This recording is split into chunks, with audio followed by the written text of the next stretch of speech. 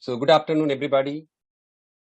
This is a very fascinating topic, actually, is given to me, and I'll try to do justice in the next half an hour. So echocardiography is very, very essential before, during, even after the PCI. Why? Because it's so accurate, it is rapid, it is non-invasive, and it allows repeat examination. See, the percutaneous coronary intervention, which we call routinely as a coronary angioplasty, is mainly done during the unstable angina, acute myocardial infarction, all in the multivessel coronary artery disease.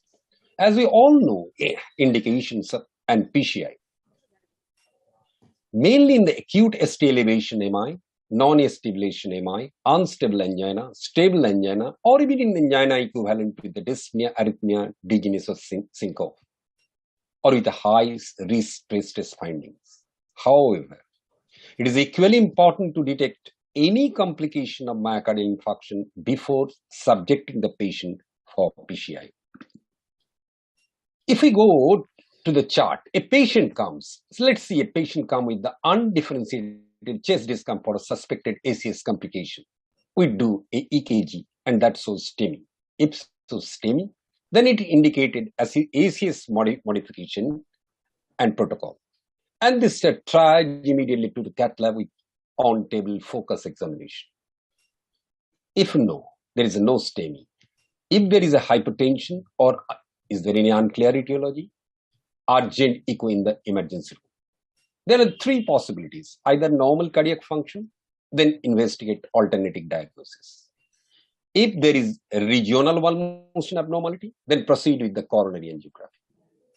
And if you find mechanical complication, any mechanical complication identified, then treatment depends on the complication you see, and that type dictates your management. But if there is no hypertension, then again it goes to triad to chest pain unit with the serial troponins. So echocardiography is of tremendous value in the stratification in MI and unstable angina. It is helpful for assessment of LV function before angiography. All patients with ECMI should ideally have early echocardiography. Patient with unstable angina, non-ST segment elevation MI, we know it is a heterogeneous group. And these patients are persistent with wall motion abnormality, have more severe chronic ischemia, are at higher risk of adverse event. Severe LV diastolic dysfunction tends to be associated with the large infarction, but a restrictive pattern is also independently associated with poor outcome. So what do we do before PCI? What is the role of echocardiography? It first important is the assistant diagnosis. Echocardiography will localize, demonstrating by localizing an extent of myocardial wall motion abnormality. Particularly important in those patients who are not obviously high risk. Many patients without clinical evidence of elevated dysfunction will have significant wall motion abnormality. It's a very important point to note. Patients with extensive regional abnormalities should have follow-up echocardiography, and this may detect early LV remodeling and other complications after subsequent medical management. You also determine the diastolic dysfunction because it occurs before the systolic dysfunction. Ecg abnormalities in chest pains are relatively late findings. Segmental wall motion abnormalities seen by echocardiography correspond closely with the coronary artery territories, and there is some variation depending on the dominance of the right coronary artery in the circumflex artery and the extent of the watershed areas. Look at these two patients, very important patients. These are two important young patients. In the first patient, you can see there is a definite echinacea, absolutely echiding anteroseptal wall. Is patient presented within 1 or 2 hours after the chest pain. ECG is unequivocal in both these cases, and the biomarkers is yet to rise. So if you get this type of patient, then you can definitely diagnose as a case of acute myocardial infarction. Here is the anteroseptal, and here is the infraposterior wall. So it can assist in diagnosis. Not only assisting diagnosis, it can detect any complication you find in myocardial infarction. Whatever is the complication, it can be detected by echocardiography. Here is a patient of the acute myocardial infarction with the papillary muscle rupture. You can see the hyperkinetic right ventricle, and you can see the thrash papillary muscle with a severe mitral regurgitation. Of course, in this case, the ALA is normal in spite of having severe mitral regurgitation. You may detect pseudoaneurysm in a case of acute mitral regurgitation. You can detect the ventricular septal rupture. It is a story of a 45-year-old man with acute chest pain in the hearse systolic moment. You can see there is an acute myocardial infarction, anteroseptal myocardial infarction.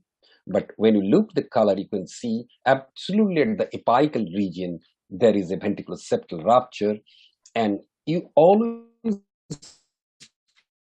focus throughout the detect absolutely apart. And off-axis view, you can find out in great flow across the ventricular septal defect. And it's almost a 9 millimeter defect with the gradient of 52. But here is another case. Acute myocardial infarction presented with the severe cardiogenic shock, where what happens, the whole of the septum, apical part and mid part of the septum is totally washed away. And here is the ventricular band. And we put the color only to restricted by somewhat by the moderator band. And that you can see in the next picture. We detect thrombus, even because that's got prognostic value when I'll discuss it when we'll discuss the role of echocardiography in after PCI. So you can detect this type of thrombus where it's like is hanging like a grapes, or you can detect a large thrombus bridging the two walls. We called it the thrombus bridge between the septal and the lateral wall. Then you can here is a story of another anterior in the lateral wall, MI. You can see. You may see is some presence of some thrombus in the, maybe you thought it is a very small thrombus, but you must loop the whole of the left ventricle to find out what is actually happening. See, it looks like a small thrombus in a case of acute anterior myocardial infarction. But when in off-axis view, we can see the thrombus is extending up to the almost to the brim of the mitral valve in the septal area. And when you short axis, you can see the thrombus is extending. And another view you can see even in going to the whole of the anterior wall. So it's basically is a carpet of a thrombus throughout the LV. So you must detect this type of things. Sometimes inadvertently, in a patient of the chest pain, you thought it's a case of myocardial infarction, but it is actually a case of aortic dissection. And that must be ruled out before undergoing PCI. So, indication for PCI to detect, diagnose, and find out the complication of the myocardial infarct. Having decided that, you have to do the two important things before PCI. One thing is that whether this patient is having worsening left ventricular LV dysfunction, and that can be done only by the echocardiography and repeated echocardiography. And another important is the viable myocardium. The issue of viable myocardium, I'll give an example of this is a case. This is a patient of 42-year-old male. They presented with the acute myocardial infarction with the cardiogenic shock with a severe LV dysfunction, and the patient was immediately put on ventilator. And this patient was stable after almost 4 or 5 days. We could not do anything. Now is the question, before going to the PCI, whether this myocardium is viable or not. Can we detect even in the patient with the ventilator? Because this patient cannot be shifted to the nuclear medicine department to find out the SPECT or any other technetium imaging. Here echocardiography also of help. This is the acute myocardial infarction whose patient was on one ventilator, stable. Here you can do the myocardial contrast echocardiography with the perfusion studies. What we did a myocardial contrast echo. You can see, look at the flash. First, look at the flash. waiting for the flash. If you look at the flash, yes, this is the flash, and you see immediately the lateral wall refilled. But the septal wall is, you can see some contrast, but it is delayed even after 5 or 10 or 20 minutes. So that means there is a coronary artery obstruction, but still the myocardium is viable. Same thing you can see even in this flash here. So in this patient, after stable, you can do the PCI and this patient is likely to improve. That is very, very important. A patient with a STEMI, immediate coronary angiography PCI is recommended, we know, but we have to determine in a non-ST elevation ACS, we know the indication, but one important thing, the echocardiography will help, whether there is a sign, some symptoms of heart failure, whether there is a new or worsening mitral regurgitation. And you must do that to find out what is the LV ejection fraction before undergoing PCI. So to summarize this, echocardiography very important in the following condition before PCI: acute ST elevation, acute STEMI, acute non-STEMI, angina equivalent, worsening left ventricular LV dysfunction by your serial echocardiogram, signs and symptoms of heart failure, new worsening mitral regurgitation. You have to determine the serial determination of the LV ejection fraction, and of course the issue of the viable myocardium I have addressed. So what to look before PCI: evaluation of the myocardial wall motion abnormalities, the localization of the infarction, assessment of the infarct site, and another important point we missed is the right ventricular infarction. You have to determine in a case of particularly inferior wall myocardial infarction. Not only that, you have to do hemodynamic assessment of patient with acute myocardial infarction using the Doppler echocardiography. And the complication I have already enumerated. And sometimes in a later stage, you may have to resort to the stress echocardiography before undertaking the PCI. Here is a patient with the acute inferior wall myocardial infarction. You can see the posterior wall is totally akinetic, and you can do, this is the inferior wall. There is a absolutely akinetic inferior wall with the dilated cavity, and you can go into the next stage. You see the RV. RV is also dilated. Free wall is absolutely akinetic, and you go more, you can find there is a moderate tear, and of course with the low gradient across the RA and the RV. And if you do a subcostal view, is very clear that the free wall of the RV is totally akinetic, and if you do the GLS, DLS is hardly 4 to 5. So that is a definitely RV infarction is associated. So accordingly, before going to PCI, you can plan your management. So during PCI, now that conclude before PCI. Now during PCI, everything is discussed regarding the role of echocardiography before PCI is also relevant during PCI. In addition, what to look? One important thing is the intravascular ultrasonography or IVAS. Very, very important. This is another branch of echocardiography indicated in the percutaneous coronary intervention. What it detects? It detects the atherosclerotic plaque. It assesses the indeterminate lesions. It evaluates whether it is adequate stent deployment. It determines also the media adventitia interface. It difference of echogenicity in the different parts of the coronary artery lumen can be determined. And not only that, it can identify the features of the plaque composition, whether it is a calcification or the lipid collection, that can be the PCI can be done according to this. So what are the frequent uses of IVAS? And to enumerate these, there are important 3: assessment of indeterminate lesion, evaluation of the adequate stent deployment, and the proper deployment of drug-eluting stent in critically for reducing thrombus rates. Actually, what happens, why echocardiography is important? Because what are the complications during coronary intervention? You have 1 minute. Sir, I have 1 minute. I have 30 minutes talk. Sir, due to time constraint, we need to hurry. 30 minutes to 15 minutes. So I can finish. Sir, you can continue more 15 minutes. That's right. if complication of intervention occur in the cath lab, when a patient develops signs of cardiogenic shock and pericardial tamponade after coronary intervention, rapid diagnosis is very, very important. So echocardiography is important. Furthermore, left ventricular function in the regional wall motion can be rapidly assessed.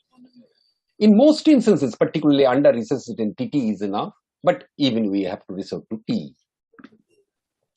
There are many uses of IVAS, but two fundamental questions a percutaneous interventionist is required. Is a lesion significant and ischemia producing, and therefore should it be treated? And the second question, has the PCI been optimized? So I'll give an overview of the IVAS, how it looks like during the PCI. So this is the normal artery. This is a three-layer structure. You can read one is intima, this is intima, this is the media, and this is the adventitia. And now, if you find this type of thing, this is actually the fibrous plaque. This is similar to reference adventitia. Then, if you find this type of picture, this is actually attenuated plaque, but there is an absence of calcium due to the lipid pool or the cholesterol crystal, microcalcification, or is a hyalinized fibrous tissue. Calcification, if you sometimes get the calcification, it is also brighter than the adventitia. See, this is the adventitia, but calcification is brighter than adventitia. If you get a relatively scintillating echoes, lobulated or the layered structure, that means you are dealing with the thrombus. Sometimes you may get intramural hematoma, where the internal elastic anemia goes inwards and the external elastic lamina goes outwards, and you may detect the intramural hematoma. And what I called is the edge dissection. This is the interface of the adventitia and the media, the presence of false lumen proximal to the stent edges. And you may detect even in the acquired stent malposition, where in the separation of the stent darts from the basal wall with the blood flow, red arrow is the behind the start, and the yellow behind the start is the yellow. And stent restenosis also you can detect by the echogenic tissue reference to the adventitia. This is the echogenic tissue, and this is the reference to the adventitia. And similar thing can be done by the OCT also. Here I'll give a case. Sorry. This case you can see, 59-year-old man, PCI to LAD and L6 already been done. And when you do the PCI, you can find the L6 is again stenosed. And so it's called in-stent restenosis. So if you do the IVAS in this patient, then you can find out there is an in-stent restenosis, and you can find out where is the proximal part of the stenosis and up to the distal part of the stenosis by the IVAS. And you can find out the proximal part of the stenosis. You go through it and you find the proximal part to the distal part in a similar panel when you proceed to the IVAS catheter, and you can find out everything, and you can find the intima media interface, and you can find out this is the area, and this is the proximal reference, and this is the distal reference. And then you go to the balloon, and when you go to the balloon, you can balloon it, and during ballooning, you can find out also how much balloon is required to find the desired diameter of the coronary arteries, and you can find out that this is the before and this is the after, and this is the before and this is the after, both proximal and the distals. And when you put the after and you dye, you can find out the beautiful flow, almost a Timmy 3 flow in this. So this is during PCI. Now a few minutes after PCI. After PCI, the post-catheter electrophysiological laboratory complication. There are various complications of pericardial tamponade, ventricular failure, cardiogenic shock, intramural dissecting hematoma, occlusion of the coronary stent, and displacement of the implanted device. Where you can, here is a story of acute mitral regurgitation of the inferior wall.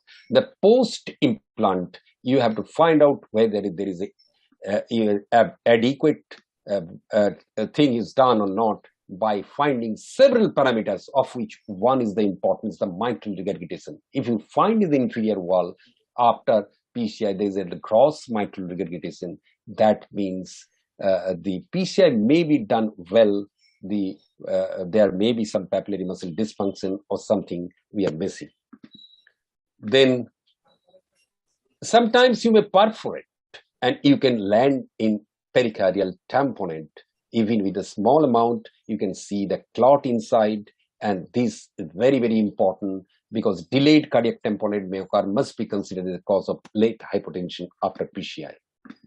Then you can have an inferior wall myocardial infarction after PCI, these sort of similar things of pericardial tamponade in this patient. So it has to be detected by echocardiography. Of course, certain aneurysm can be detected during PCI, and you can find out the pericardial tamponade if you rupture the top of the aneurysm. And here is a patient, even after PCI, you can find the intramural dissecting hematoma. Here is the intramural dissecting hematoma, and that can be seen even after PCI. But interesting thing that after 10 days, when you do the repeat echo with the contrast echocardiogram, that hematoma becomes subsided, even spontaneously. That can also happen. So certain facts I'll give you within few minutes. The certain fact, the post PCI important observation. The very important is the stress echocardiography is very, very important for the restratification, because we know the patient with the negative stress is low risk, but if it is inconclusive results are at a higher risk. That is very, very important in the stress echocardiography. Even you can do the intravenous myocardial contrast echocardiography. The perfusion study I have shown is an emerging technology, because the no reflow phenomenon is a continuing challenge in the cardiology, because you have to show the TIMI-3 flow. If you know the TIMI-0 to 2 flow is associated with the poor recovery of the contractile function, if the TIMI-3 flow is associated with the good recovery. That is very important. Then, because the cause is that multiple mechanisms, because of microvascular disruption, endothelial, the myocardial edema, neutrophilic infiltration, obstruction by the thromboembolic debris may be involved after PCI. And the preserved microvascular integrity by MC does not always translate into recovery. That has to be kept in mind. But absent perfusion has a high predictive value for low recovery and may identify patients with requiring further management. And as in this case, this is a picture taken from the associated myocardial infarction. You can see there's a good recovery, and in this case is not a good recovery. Another important area is the myocardial work after PCI. That is a very new emerging technique is come, and that you can assess the prognosis of the patient. I'll see a patient with the two, you can see this is the inferior myocardial infarction with a GLS of -11, but these are the area of the myocardial work is definitely less, and both you can in the work efficiency and also in the work wasted work. And this is the good area you can find out. The beautiful graph is the global average, but in the low, these area particularly, you can see the graph is definitely bad. If you sum up this, how much you can sum up with the how much is the wasted index and how much is the efficiency index, that you can do the global work in myocardial work efficiency. Another important after PCI is RV function, the RV stream, that and LS stream. That is very, very important in prognosticating the post-PCI prognosis. Then mitral regurgitation and the diastolic dysfunction is also very, very important to assess in the post-PCI case. Then is the LV longitudinal strain and strain rate, because it can give within 48 hours, even if you give a good prognosis whether your PCI has been correct or not. See, there is a case where before the PCI, this is the after PCI, and this is done only after the 48 hours. And you can find out the excellent improvement so far the global longitudinal strain is concerned. I told you the left ventricular thrombus is a very important event. See, the prognosis of patient with the LVT did not improve even if the LVT is regressed. So LVD was like a generalized indicator of impaired cardiac formation rather than the cause. So left ventricular thrombus is very, very important. I have already important of the stress echocardiography. So I'll finish a very important case. Is a 55-year-old man presented with the acute chest pain for the last 3 to 4 days. Cardiac enzymes are high and evidence of non-stem inflammatory wall in the ECG. Echocardiogram, akinetic infraposterior and the lateral walls in the mid and basal region. The LVF is only 45% with the grade 1 MRTR, with a mild elevation of the pulmonary artery pressure. Coronary angiography, the tight listen the circumference, actually other coronaries are normal. Here this patient, the PCI has been done and patient reports symptom-free for 48 hours. Third postoperative day, patient contact sudden abdominal distension and the vomiting. Jugular pressure elevated, but ECG did not show any significant change. Immediately, the patient was shifted to CCU and urgent echocardiography is performed, and you find the free wall rupture. You can see when I put the probe, there is a heart is hardly any moving. This is surrounded by the large pericardial hemopericardium with the clot. And when you put the color, you can find the free flow in the lateral wall with the rupture of the lateral wall. And you can see the here is first happens is the intramural dissecting hematoma and ultimately leading to the rupture. You can see the rupture. You can see the rupture with the to and fro. So this is a cardiac rupture. This patient was immediately shifted to the cardiothoracic OT, but before undertaking any intervention, patient developed cardiac arrest within 20 minutes, and CPR failed to resuscitate the patient, and we lost the patient. So cardiac rupture is a very, very important, even it can happen in the 15% of the lesson.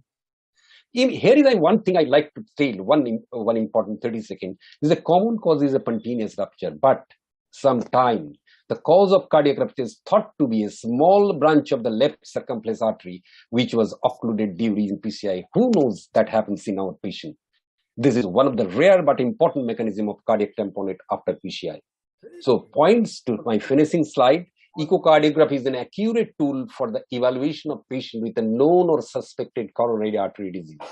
Echocardiography is a versatile imaging modality for the management of patient with the chest pain and assessment of left ventricular systolic function, diastolic function, and even myocardial and the coronary perfusion, and is therefore useful in the diagnosis and triage of patient with the acute chest pain or dyspnea. Echocardiography is a non-invasive diagnosis which provides information regarding the cardiac function and the hemodynamics. It is the most frequently used cardiovascular diagnostic test after electrocardiography and the chest X-ray.